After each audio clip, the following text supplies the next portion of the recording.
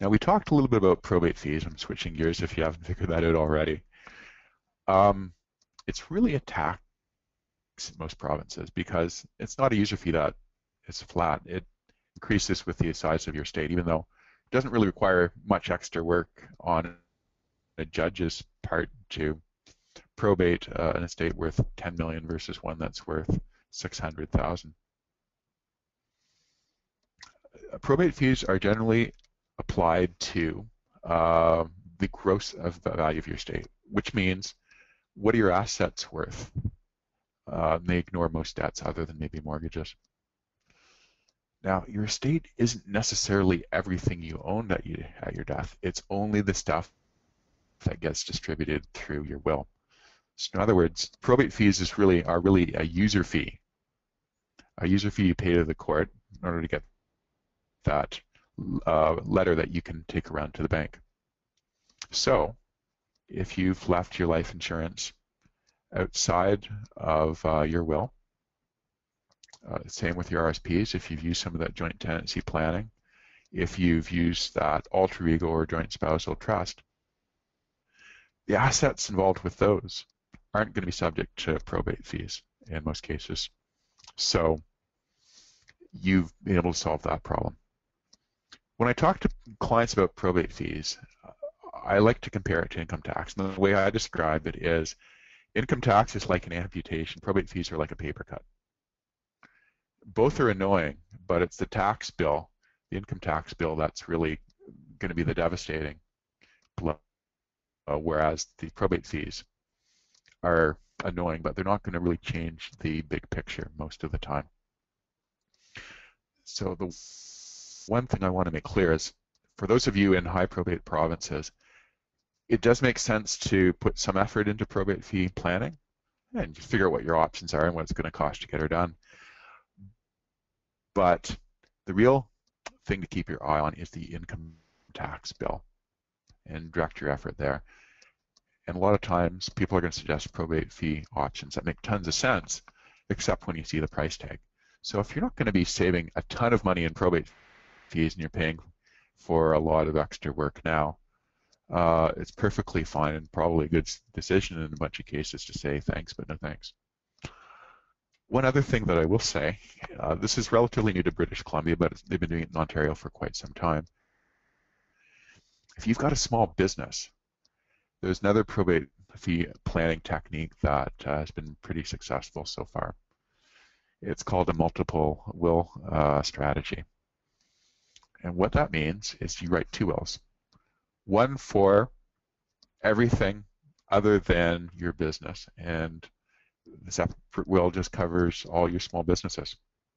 The theory is you have different executors for each, and the executors for your small business will don't need to apply to the court to get that letter, because it's other family members who are sitting as directors on the small business after you die, and they're not going to insist on that letter from the judge.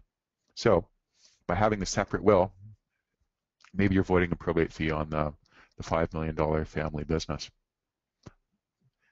But you're also able to get the letter that you need, in other words, in order to transfer the non-registered portfolio outside of your business. Another thing to watch about, this kind of has stung people in BC recently, is probate fees usually get applied only on the assets in your province. So if you own real estate in BC and you live in Ontario, you would probably not pay probate on that in Ontario, but you'd have to file for a separate letter in front of a judge in BC for just that one property out here. So sometimes you're going to need multiple wills, or at least a legal opinion from a lawyer in a different province. It's even more complicated if you've got assets out of the country. You might, especially down the States, Latin America, you're going to need different wills for those assets. Of course, the better plan a lot of time is to make sure that that's been cleaned up before you die. So it's not part of your estate in those jurisdictions, or you've sold it or whatever. The other thing that's really important is most wills start with I revoke all prior wills. Well, you don't want that if you've got assets all over the place, because you need each of the old wills for that specific jurisdiction to keep doing its thing. So if you're doing that sort of planning, if you've got a place down in Arizona, for example, you can talk to a lawyer down there, but if you need a will, then you're going to have to make sure the Arizona will doesn't cancel your BC or your Ontario will as well. The other problem is BC got a little pissed a few years ago when a lot of BC residents who are business owners started incorporating companies in Alberta, which doesn't have probate fees. And the argument was, well, yeah, I live in BC, but it's an Alberta company, so it's under Alberta's jurisdiction, so it's not part of my BC estate, so sorry, I'm not paying probate fees on that. So the BC government changed the rules, said, fine, we don't care what jurisdiction in Canada your company's registered in, we're still going to make you pay probate fees. Now, if you've got an Alberta company and you live in BC, that's not going to make a big difference because the Alberta probate fees are only $400. And the BC one, well, you couldn't get around it anymore anyway. But the problem is if you have a company that's registered in a high probate fee province and you live in another separate high probate fee province, it's possible, at least out here in BC, to get stuck paying probate fees for the same asset twice. Especially, so anyway, get good legal advice on that if any of that sounds like it applies to your situation. This slide goes into some of the rates for the different jurisdictions. I looked at the territories as well, and I didn't put that in, but they really don't charge anything. They just charge a flat fee, which is even lower than Alberta's, and well, Quebec is zero in some case, but territories are really cheap, and as you'll see, some provinces charge you a flat fee and a percentage, and some just charge a percentage.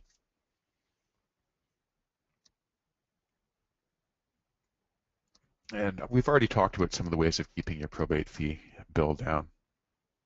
So I'm not going to say too much about that since we've already kicked that can around the schoolyard a little bit. And again, we've talked about the probate fees and the testamentary trust and the alter ego trust, so we won't say too much more about that. I will add this a bit about some of the testamentary trusts. They've been done for tax reasons before, but part of the benefit too is if you leave something to a spouse in a trust rather than to him directly.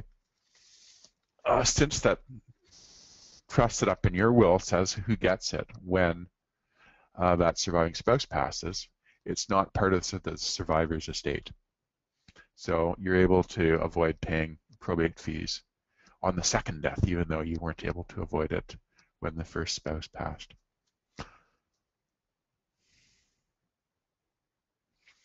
And again, I just wanted to make sure that you're aware that probate fee planning is nice, but it's income tax planning where the real savings usually come.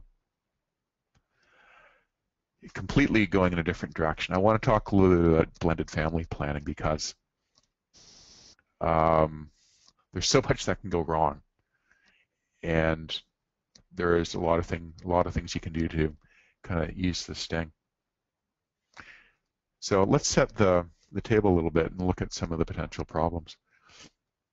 In your typical nuclear family, all the kids are from the same parent, so the kids are fine when mom inherits because they know when she dies, she's going to pass it on to them probably, or they've got a strong connection. It's their mom. They're not going to cause any problems. But if there's a new step-parent on the scene, well, maybe they don't have the strong feelings. Maybe they're also not sure that the step-parent's going to look out for them. Maybe the new step-parent has his or her own family. So a lot of things that are a little different in this situation. Another important thing to realize is you might be able to challenge your dad's will when he decided to leave everything to your stepmom. But when your stepmom passes, you might not have the legal right to challenge her will because you're not her kid, you're not her spouse. So even if you're hoping to get something when the stepmom or stepdad dies, you might get legal advice saying this is your best chance to make sure you get something. So unless you're really sure he's or she's going to keep up her end of the deal, this is your only chance to make sure you get something from your parents' estate.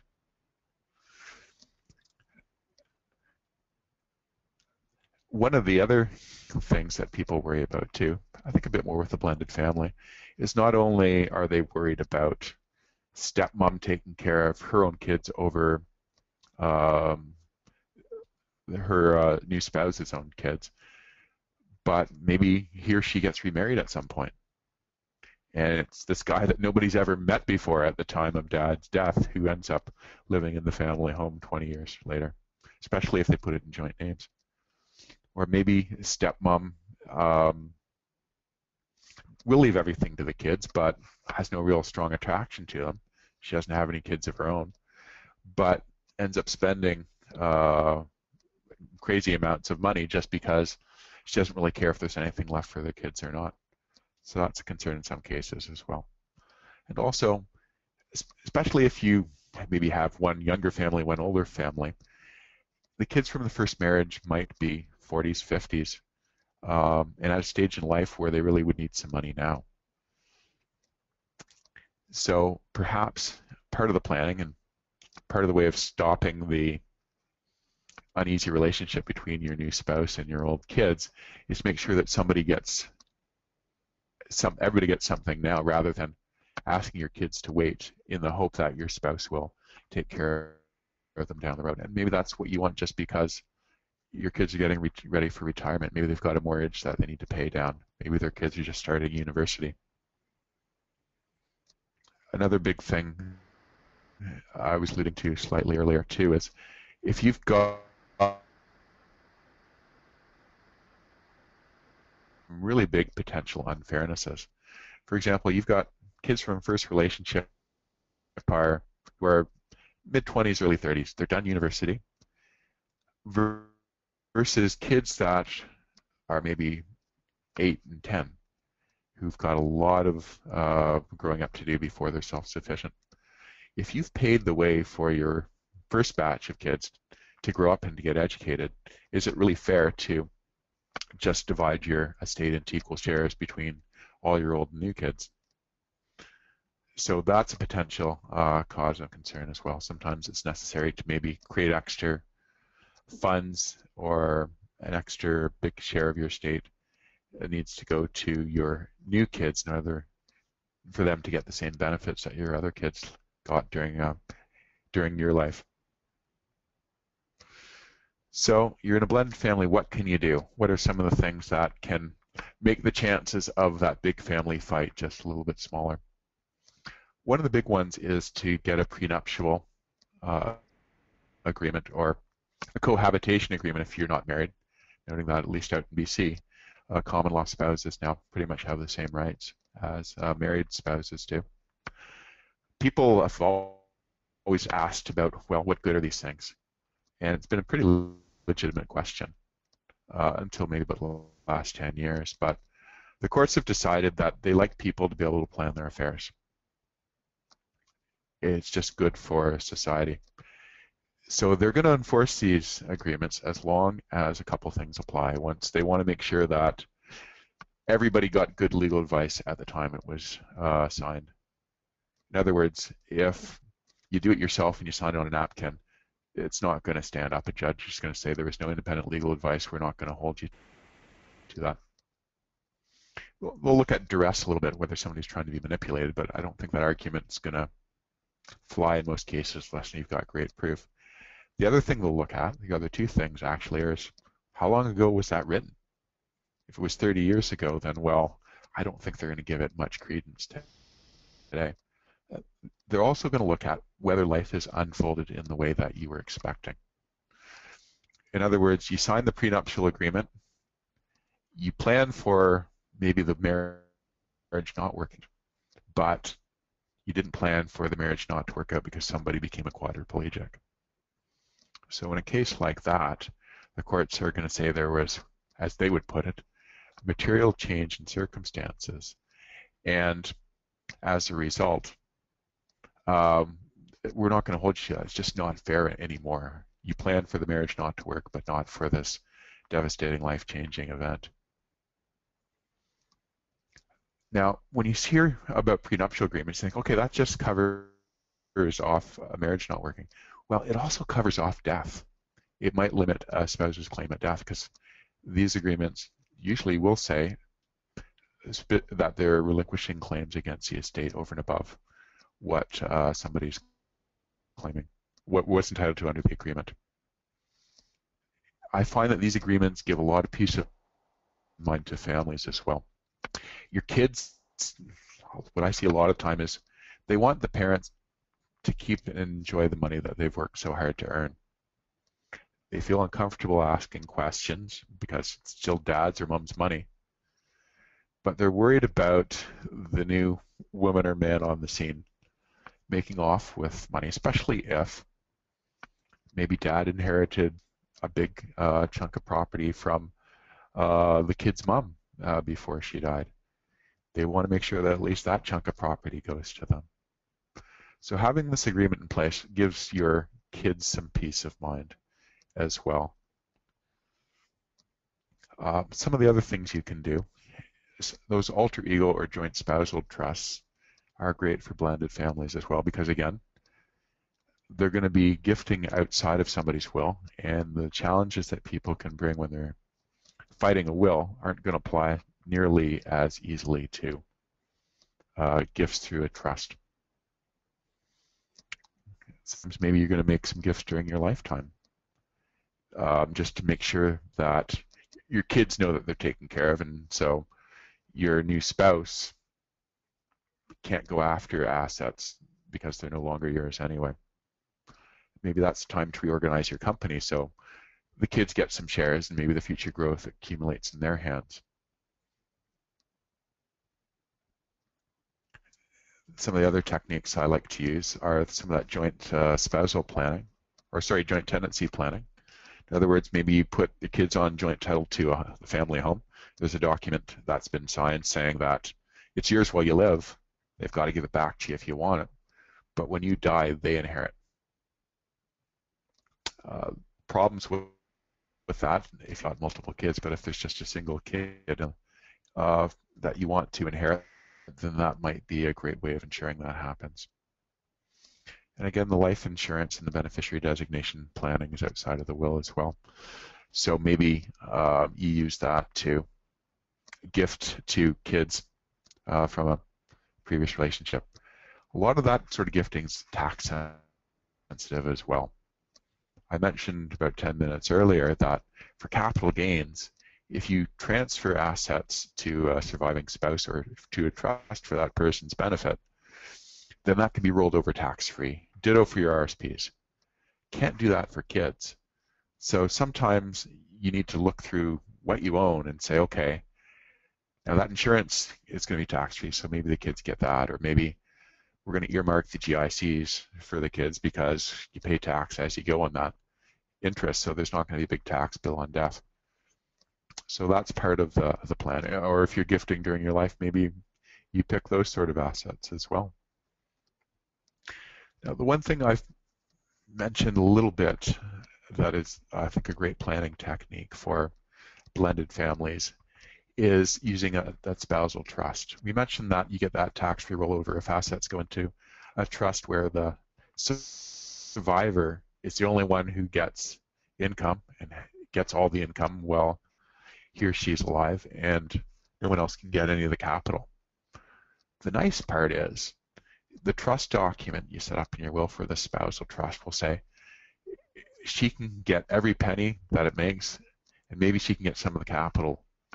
But when she dies, this is what's going to happen. You're not depending on her will to distribute the asset. You're not leaving it in her hands in case she remarries and decides to put the pool boy on title. So that's a great way of giving comfort to your kids as well. It could be that they see how you've done things and say, okay, well, we're going to have to wait a few more years for our inheritance, and she's not our favorite person, but we see how dad's protected us so that we're going to get something later, and maybe we'll just go with the plan and decide not to cause a problem at this point. Another thing that I think is really important when you're doing joint tenancy or when you're doing blended family planning is to make sure you look at how you own your different assets and make conscious choices as to what you do. Most marriages, if you own a house, it's in both names jointly with the right of survivorship. And that's a great way of doing it. You avoid hassle, you save probate fees, and it's the spouse you want to get the house anyway, so great. But different set of rules if you've got a blended family. You might want to let your survivor use the house for the bulk of her life. Maybe not. But if you own something jointly with that spouse, then what you say in your will doesn't matter because it automatically rolls over to that spouse when you die, to do with as they will. So the joint tenancy that works so well for your first marriage might not be the name of the game the second time around. It could be at that point you own your house as what they call a tenancy in common. In other words, it shows up as you own 50%, she owns 50%, just like maybe you want. Or if you paid most of it, maybe you're 80%, she's 20, depends. But the nice part is two things. One is if you want your kids to get the money immediately afterwards, that 80% or 50%, whatever you own, will be distributed according to the terms of your will rather than automatically flowing to the survivor. Second, if you want your survivor to continue to be able to live in the house for life, what you can do is you can flow that 50% share you own into that spousal trust that we were talking about earlier, so that she gets the benefits of the family home for the remaining 10, 20, 30 years of her life. But when that happens, when she passes away, it goes to the kids. So you might want to take care of both your old and new families, your new spouse and your old kids. But how you own your property is going to be an important way of determining how you can do that. There's always other things that I think help with the blended family situation. Although this helps for most situations with families, I think it's important to be really clear what your intentions are, so people aren't guessing. The wills aren't really user-friendly a lot of the time, unfortunately, and I look at them as a starting place rather than a destination. They lay out the groundworks of what you want to happen, but I like to supplement that with people writing or having conversations with people saying, listen, the will says who gets what, now I'm going to tell you why. It's not because I love you any less, but because this person has more of a need. We're going to take care of you later, but for now, this is the way it's going to be. And I think that's really important with personal assets as well. Say the new spouse moved into the old family home. I would expect that the kids from the first marriage would have sentimental attachment to a lot of the personal possessions. In situations like that, I think it's really important for the original owner of the place to take the time to write out a list of who gets some of the personal effects, so people aren't scrambling around and saying, well, Dad always wanted me to have that, well, Mom always wanted me to have that, and it's the new spouse that walks off.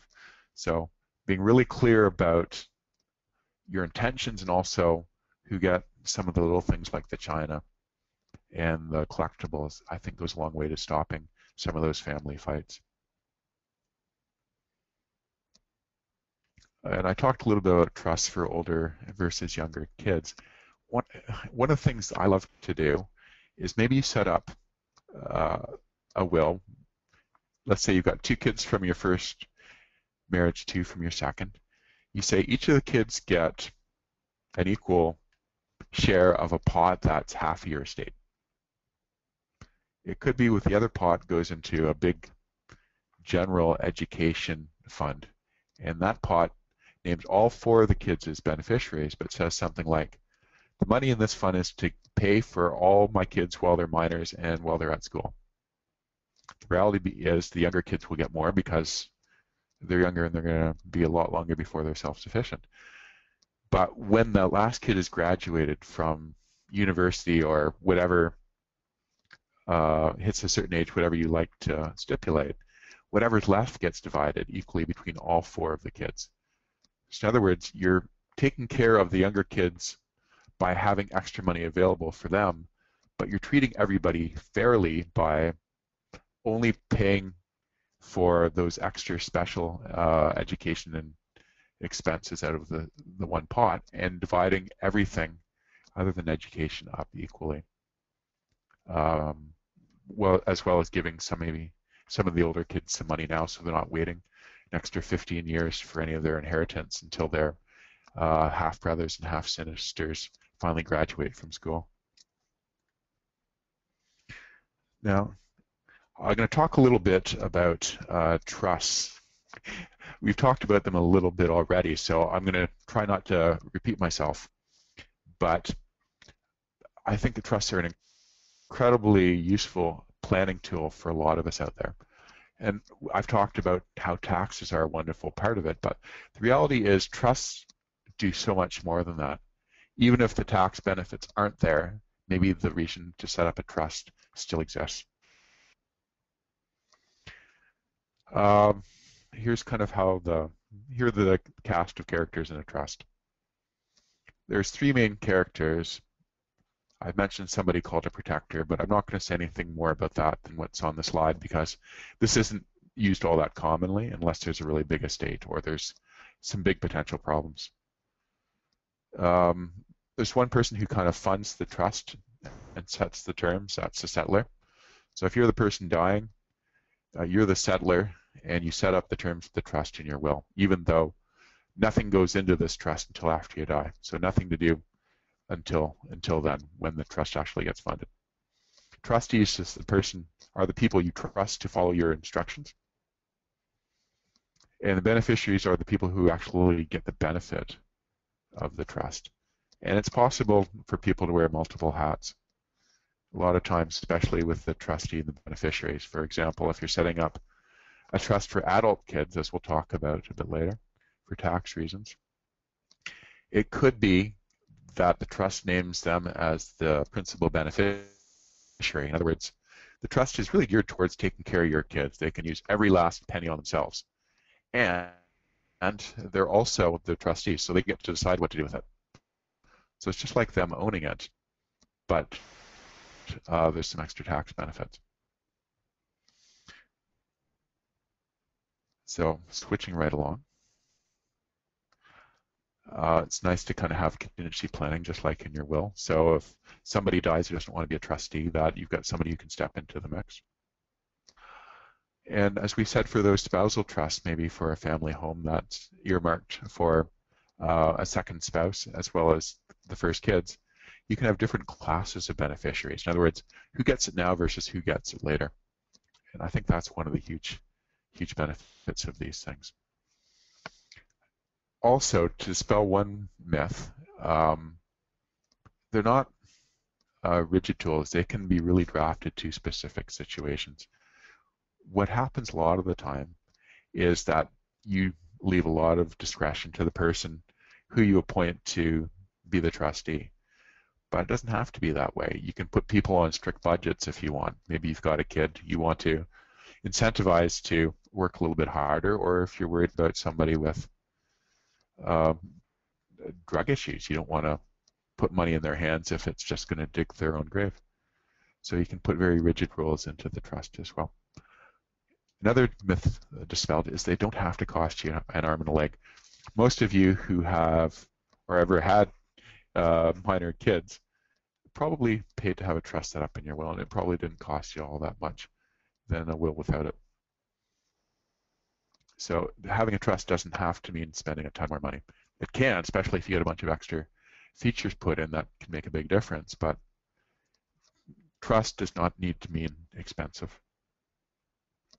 Here's some of the extra things you can do with one of these trusts. Most common is to protect kids from themselves when they're both minors or also in their early adulthood. One of the things I suggest is not giving money to kids before they're 25. Yeah, the money's going to be there if they need it for education, health, whatever, but it's going to be somebody else deciding whether that's appropriate. Or the other option is to have a staggered distribution, which means maybe you give them a little bit of money to learn with their 25. If they make a mistake, well, there's still going to be another pot that they're going to get to manage when they're a little bit older, and maybe a third pot coming later. So they get to learn by managing a little bit of money rather than being in a position where one mistake can kind of capsize their whole future. Trusts are also great for disabled beneficiaries who can't make their own choices, or there's some tax advantages for them as well. You can do some great income splitting through trusts for disabled people. There can be some credit protection for your kids. It might be also useful if you're worried about their marriages. And it's also great if you're worried about will challenges. Like we said earlier, you need a will to challenge, and that will has to govern an estate that's actually worth the effort to make to challenge. So if you've gifted into a trust for a spouse, on that spouse's death, if the assets in that trust are distributed according to what your will said, that's going to be immune to any will challenges that her kids or her new spouse could make at that time. And again, because I want to make sure we don't waste any more of your time than necessary, I'm not going to say too much more about this. You can have trusts for education, you can have trusts for pets. Another thing too is maybe you have trust for your own kids just because you're protecting them while they're growing up. Maybe you want to make sure that until your kids are old enough to manage their own money, say 35 or 40, that if they die before that point, money goes to their own kids or maybe to your other kids rather than to that woman or that man that you kind of like, but they were only married to for a couple of years. And again, I think the rest of the slide speaks for itself, so I won't say any more. Now, the tax benefits of trusts do probably merit a few minutes to talk about. Here are the mechanisms of how the tax savings work. If you have a trust, you have a choice. If the trust pays money out, the trust can either pay the tax on the money to be paid out and write an after-tax check to somebody, and that money doesn't show up on their tax return. It's tax-paid money, which means it doesn't screw up their old age benefit, and it was also paid at the trust tax rate rather than added on to what that beneficiary was making from work, from investments, from whatever. And that's been a great thing so far, just because trusts set up in your will used to get wonderful tax rates, although that's changing, unfortunately, in a couple of years. Now, the other thing a trust can do, rather than writing that smaller after-tax checks to somebody, is to say, listen, I'm going to cut you a check for $10,000 and you've got to pay tax on the whole thing. You say, well, what's the benefit of that? Well, here's the benefit. If you have a trust set up where you have multiple people who can get money, the person that you really want to benefit is one who decides how the money is distributed, and it's one of the people who can get money as well. You're able to sprinkle income to different beneficiaries so it's taxed on multiple tax returns. And you figure out which of the beneficiaries has the lowest tax rate and maybe get them to get more of the money. So that when you combine what the tax bill would have been if maybe a son had inherited it all directly and had to pay tax on the investment gains on top of his salary, compared to what the bill would be if he inherited in a trust, he was the trustee, he called the shots, and his 3 kids, who are all minors, were beneficiaries. He'd be able to sprinkle the money out to his minor kids. As his daddy wouldn't actually have to give it to them, but just spend it for them, and he'd get to decide exactly how much they get each year. And because people get exemptions of up to, on say their first 10,000 or so of income a year, you're actually turning money that would have been taxed at, say, 40, 45, 46% into potentially free money. So you don't even need to generate a lot of investment income in a trust in order to make a big tax difference. So for example, I talked about if your son was making $150,000 in BC and there were $10,000 of investment gains that could be allocated to a kid rather than added to his own tax return, you're saving $4,600 a year. If you have $1 million portfolio and we're getting 5% return, you're not talking about $10,000, you're talking about $50,000. So the savings can add up pretty quick, especially if you've got more than one kid, i.e. more than one tax return that can be used to report income. Now, until next year, trusts have the ability to use the same tax return that we do. In other words, they get marginal rates. $1 isn't tax-free like people, but $1 might be taxed at 20%. And if you're that guy in BC who is making 150, 20 sounds a lot better than 46. So there's some huge savings. But the government's clamped down on that, and what they're saying is going forward after 2016, after the first 3 years, trusts have to be taxed at the highest tax rate in the province. So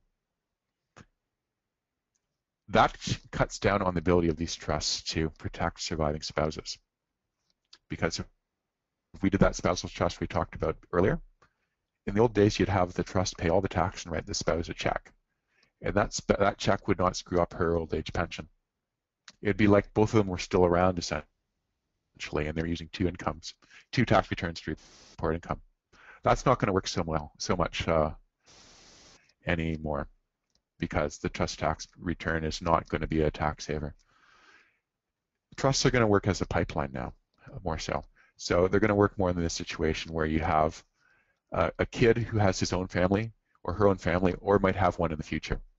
So despite the changes to the trust rules, at the end of the day, there's still going to be huge opportunities for tax savings, but not for everybody, only in specific situations. So if you've got kids who do or might have kids of their own, trusts are still something you might want to talk to your lawyer about.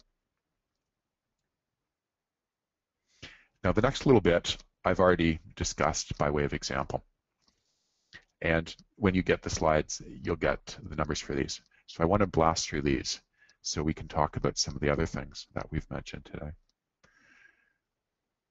One thing I better say, just so you're aware of this, is trusts can last for decades and decades, but there's something called the 21-year rule that applies, which means that 21 years after the trust was formed, it's going to be a deemed sale of its assets. So the government lets you have a good thing, but they're not going to let you have it indefinitely. There's ways to avoid the big tax hit.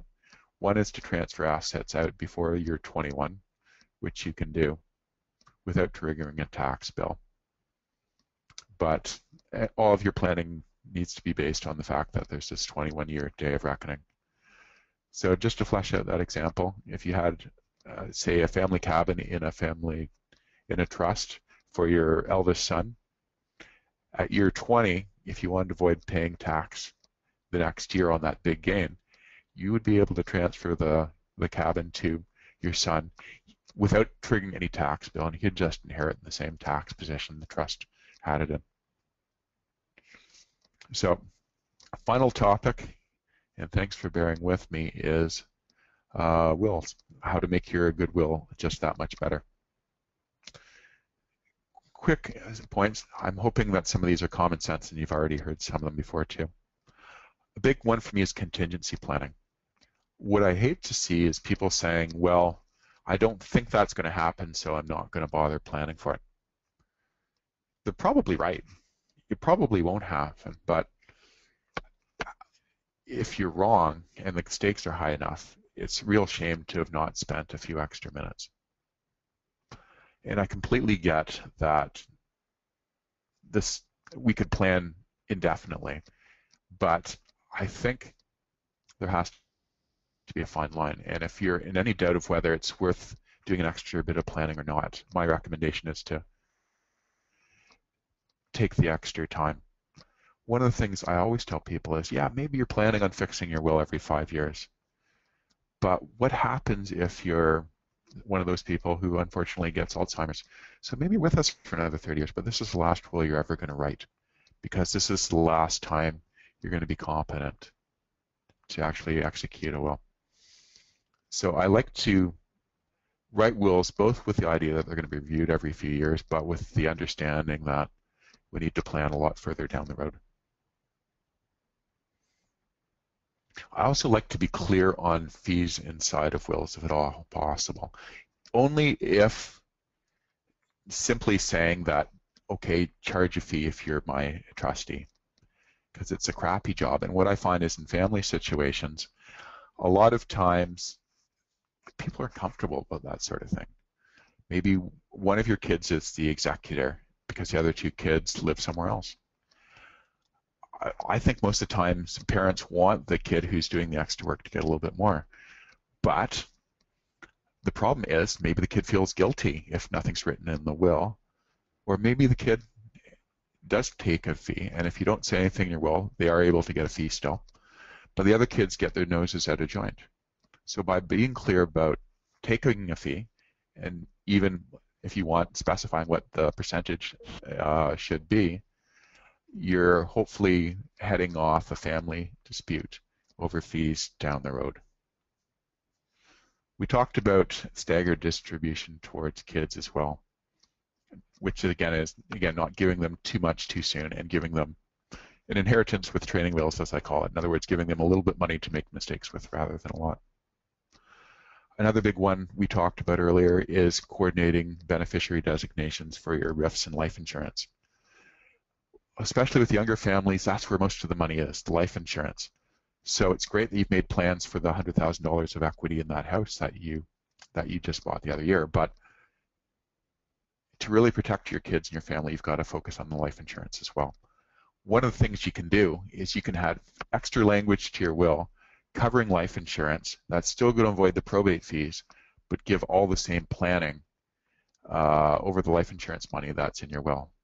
Or you can also have a separate document outside of your will that you send to the insurance company that gives them a lot more contingency planning.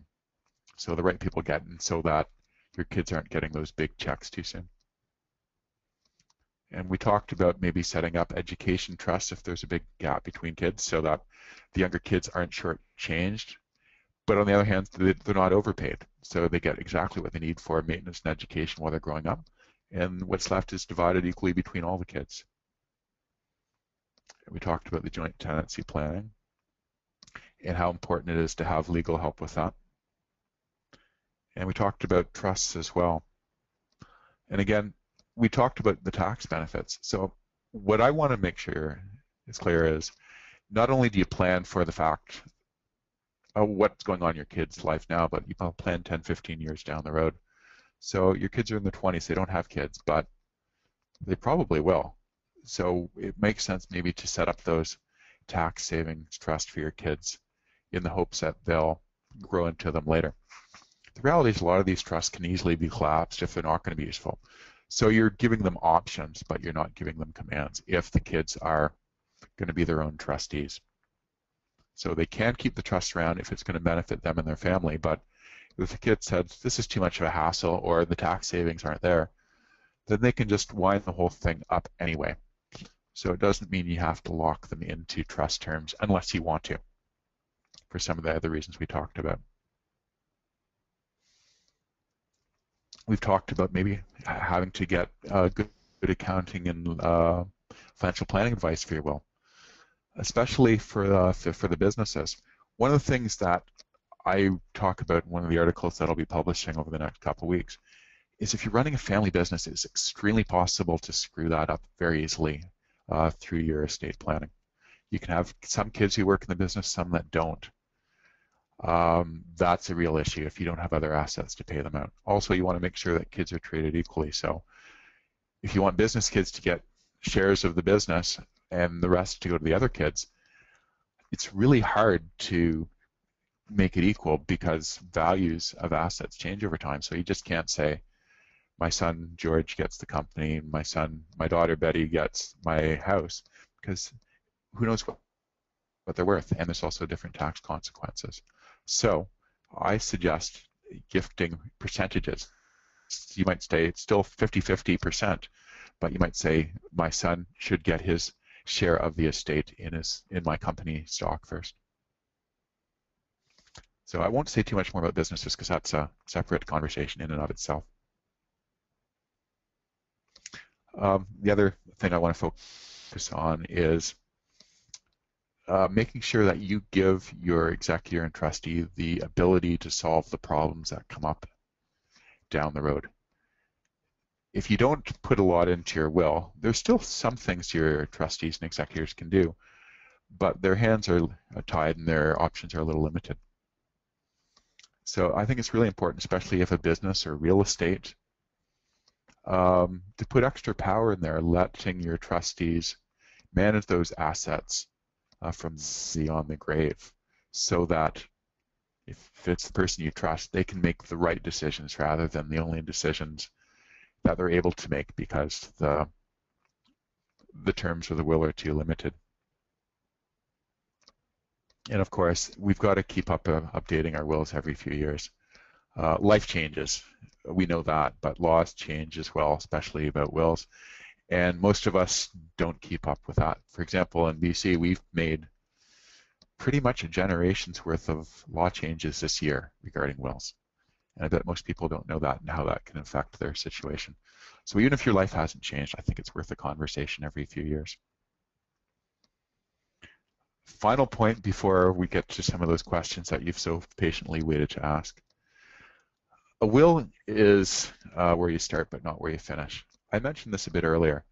I love it when people take the time to decide who gets some of their personal effects, which usually isn't listed in the will. Sometimes I mention that you're going to write a letter or a memo and your trustee should distribute things according to that. I find that a lot of times kids fight more about the china than they do about the stock portfolio. Although, well, I think they'll fight about both in some cases.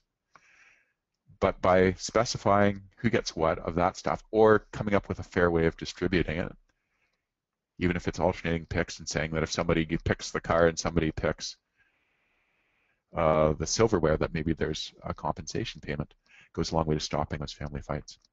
Funeral plans are really important as well. Nobody likes that. And nobody has any idea, I find, of what mom and dad wanted after mom and dad have died, other than maybe the basics. It's a really crappy time. There's a lot of stressful things happening. So taking the time to either pre-arrange a funeral or at least going to those guys and getting their booklets and filling out as much as you can won't make things great, but at least they'll make things a little bit better for your family.